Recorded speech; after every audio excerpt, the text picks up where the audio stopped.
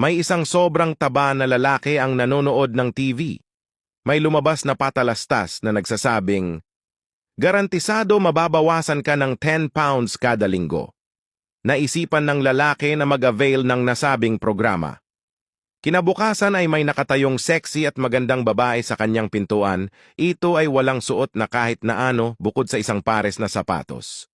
May sulat sa dibdib ng babae na ang sabi, kapag mahuli mo ako, sayong-sayo na ako. Nang makita ito ng lalaki ay biglang tumakbo ng matulin ang sexy at napakagandang babae. Sinubukan itong hulihin ng lalaki pero di niya kinaya. Umabot ito ng 1 linggo at nabawasan ang kanyang timbang ng 15 pounds.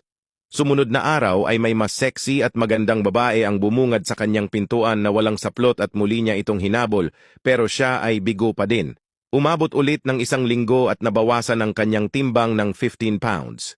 Natuwa ang lalaki at nag-avail na siya ng premium program pero kailangan niya ng waiver dahil mas mahirap na ito at siya naman ay pumayag.